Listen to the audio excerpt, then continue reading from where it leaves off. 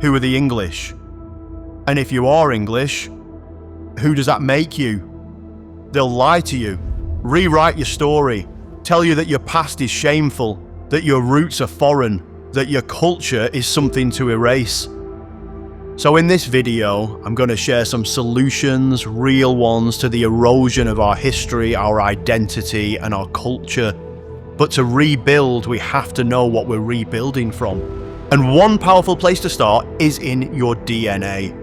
If you haven't already, I highly recommend sending off for a DNA ancestry test, not for novelty, but because it gives you something most people today have lost. A real physical connection to your people, to your land, and to your legacy. It's not just about percentages, it's about identity. When you understand who you come from, you understand what you stand for. And that comes with the responsibility to live in a way that honors them and to fight for the future they died to protect. I'll use my own DNA test as an example, just to give you a brief overview. So who am I really?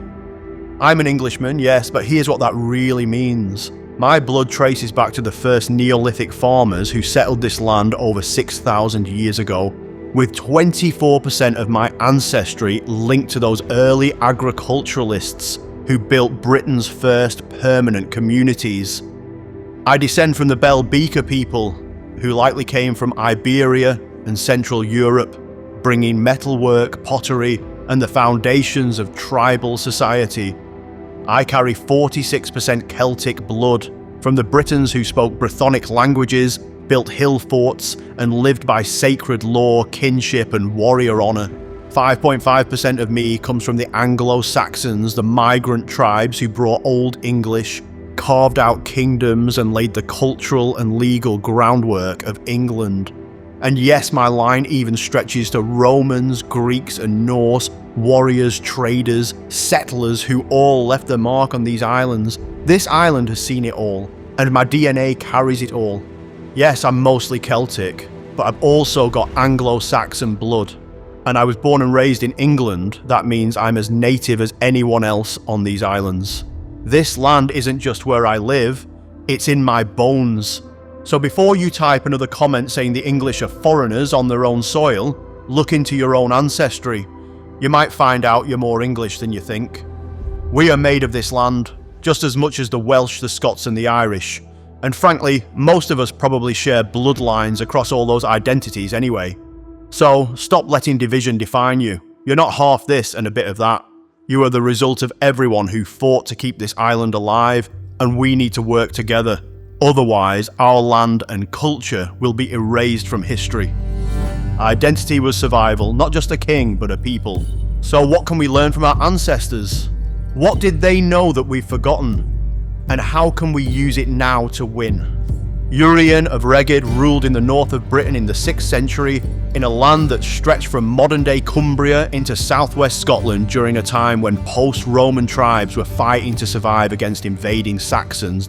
He belonged to the post-Roman Brythonic elite, descended from tribes like the Brigantes and Votadini, Celtic-speaking peoples who ruled what is now northern England and southern Scotland. Based on that ancestry and region, it's likely he carried a wide DNA haplogroup like R1BL21, the same genetic marker found today in high concentrations across Wales, Cumbria, the Scottish borders, and parts of Western England. So if you're from Britain, especially the north or west, there's a real chance you carry the same bloodline. He could be your 60th great-grandfather. Urien stood for the memory of his ancestors, because forgetting your ancestors meant severing the line. Why does that matter? Because unlike today, in Brythonic society, your entire sense of self came from your ancestors.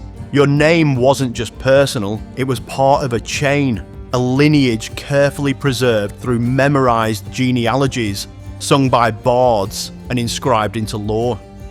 In the laws of Howell Thar and earlier tribal codes, your rights, your protection, even the compensation owed for your death, your galanas, depended entirely on your kin group.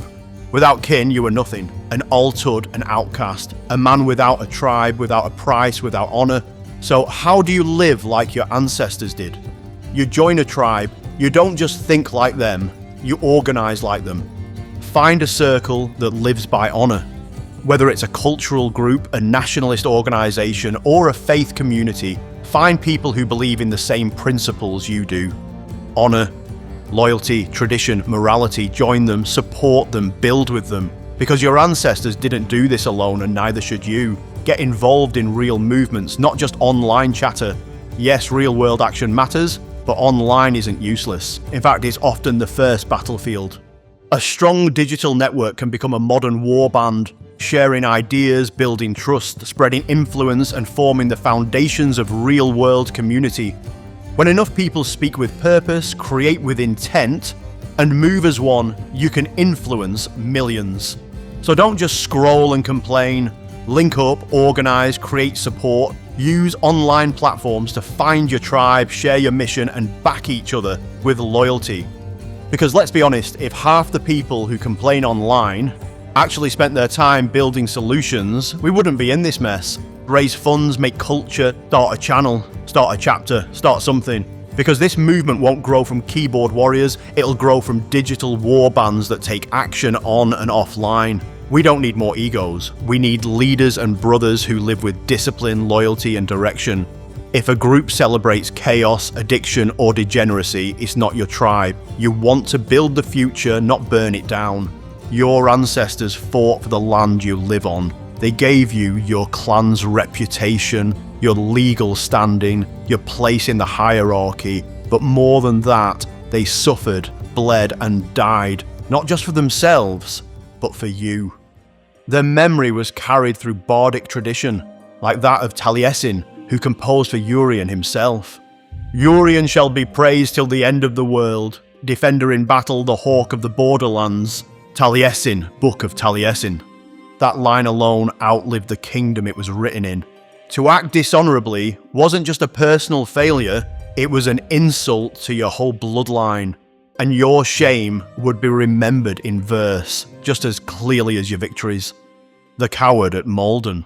In the Old English poem, The Battle of Maldon, written about a real Anglo-Saxon battle in 991 AD, there's a legendary moment where a warrior named Godric flees the battlefield, and it's remembered not just as personal cowardice, but as betrayal of the entire shield wall. Then, the housecarls fled from the battle, those who did not wish to be there. There, Godric, the son of Odda, was the first to flee from the battle. He rode away on the horse of his lord, the very steed which Brynolf had owned. And Godric, in a cowardly act, leapt upon the beast and rode away, urging on the horse his master's saddle beneath him. And many men there saw that horse galloping away and believed it was Brynolf fleeing the field. Then panic gripped the hearts of the warriors, and the shield wall began to break. The Battle of Maldon, 10th century. That moment matters because Godric's act caused a domino effect. Even though Brynolf was already dead, the sight of his horse fleeing gave the illusion of desertion, and in the high-stakes chaos of battle, that was all it took to make others break and run. This reminds me of Nigel Farage every time his party gains traction. During the referendum campaign, I said, I want my country back. And what I'm saying today is I want my life back. The poet even clarifies that Godric's brothers, Godwine and Godwig, also fled. The shame didn't stop with one man. It became a stain on the whole family line. Godric turned from the battle and fled into the woods. And with him went Godwine and Godwig, the brothers of the coward forsaking the fight. They fled the field and their fame forever. And why does this matter to us today? Because nothing has changed. A single act of cowardice can still unravel an entire movement. When one man flees, others doubt. When a leader wavers, morale collapses. And just like Godric, those who retreat when things get hard don't just betray themselves, they betray everyone who stood beside them. Your name might not end up in a 1,000-year-old poem, but your actions still echo in the hearts of your people. In every generation, we get to choose. Be the one who holds the line or the one who breaks it. Carry the legacy forward or stain it with silence and fear. Honor still matters, loyalty still matters, and your people still need you to stand, especially when it's hard.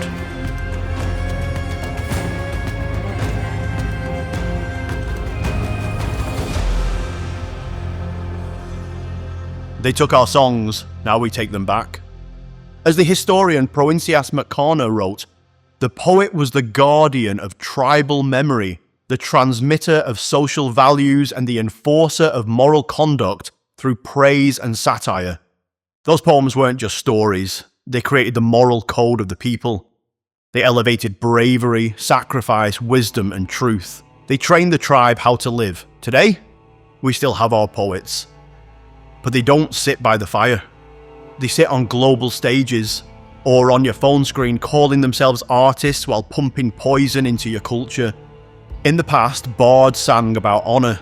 Now they sing about crime, greed and self-destruction, and we dance to it like it's entertainment. Just look at the lyrics. 21 Savage. A lot. How many people you shot? A lot. How many drugs you sold? A lot. 3,500. I just poured an 8 in a litre, throw some Jolly Rancher in, make it sweeter. Talking about opioid syrup promoted like a lifestyle accessory. This isn't art, this is programming. It's not rebellion. It's submission to a global agenda designed to make you weak, immoral and directionless. Your ancestors had songs that taught loyalty, strength and honour. You've got songs that teach vanity, violence and vice. And people wonder why the nation is crumbling. This didn't happen by accident. It's been done on purpose. Because if they can take your morality, your dignity, your pride, they don't need to beat you in war. You've already surrendered. And the worst part, you're letting them do it. So what do? We don't just complain about the rot, we rebuild the culture. Give me the making of the songs of a nation, and I care not who makes its laws. Andrew Fletcher of Saltoun, Scottish patriot and writer, 1703. So we bring back songs, stories and symbols that uplift, not degrade. Our ancestors didn't need 1 million views to make a legend. They had bards who could make a name live forever with a single verse. They didn't glorify criminals, they glorified warriors, saints, poets and kings. They didn't sing about how much gold they could hoard. They sang about the honour it took to earn it and the glory in giving it to the tribe. We need to do the same. Make music that speaks truth, create art that remembers, tell stories that bind people together. And if you're not a creator, become a supporter. There are independent artists out there on YouTube, TikTok, Bandcamp who are reviving traditional music, honour and beauty in a world that's starving for it. They're doing the work our ancestors used to celebrate. If you would have bought a CD back in the day, then donate, share the work, comment, help it grow. Because when you support them, you're not just helping an artist, you're helping your people remember who they are.